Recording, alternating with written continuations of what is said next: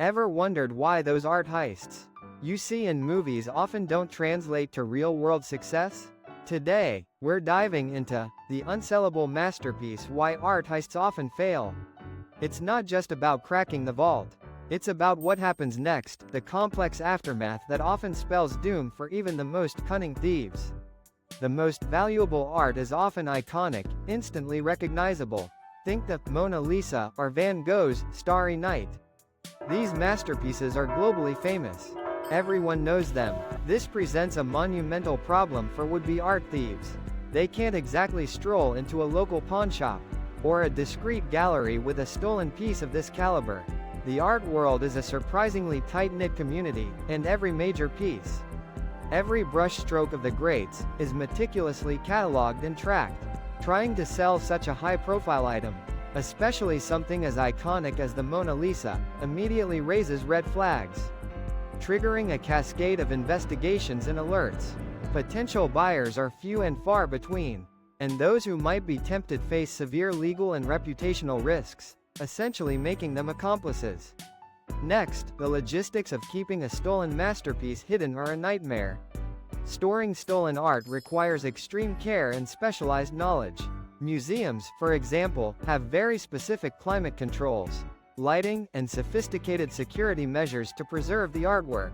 The wrong environmental conditions, such as fluctuations in temperature or humidity, can irreparably damage a painting, rendering it worthless or severely diminishing its value. Plus, you need a secure, hidden location, a place that's virtually untraceable and constantly monitored to prevent any accidental discovery. And that alone is a substantial challenge. Then, there is the persistent and complex issue of provenance. Every artwork, especially those of significant value, has a detailed history, a verifiable trail of ownership, tracing its journey from artist to collector, to museum, and back again, sometimes across centuries.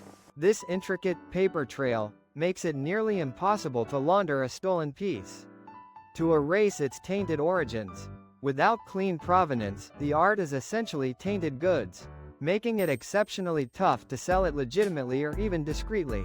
Insurance companies are another formidable obstacle.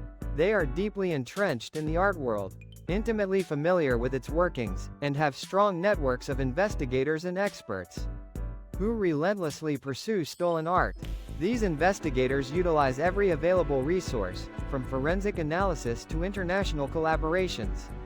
The moment a piece is reported missing, this immediate, coordinated hunt makes it incredibly difficult for the thieves to remain ahead of the curve, constantly increasing their risk of exposure. Furthermore, the art market itself is a volatile and complex beast. Unlike other commodities, where value is often dictated by tangible factors, the value of art is, to a large extent, subjective, influenced by trends, critical acclaim, and market demand.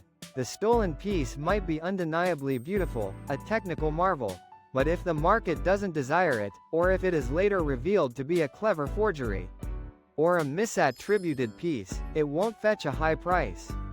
Thieves often overestimate the demand for their ill-gotten gains, failing to fully grasp the intricacies of the art world's valuation process. Finally, and perhaps most importantly, the risk versus reward ratio is heavily skewed against the art thief. The penalties for art theft are severe, often involving lengthy prison sentences and hefty fines, especially if the stolen pieces are of significant cultural or historical importance.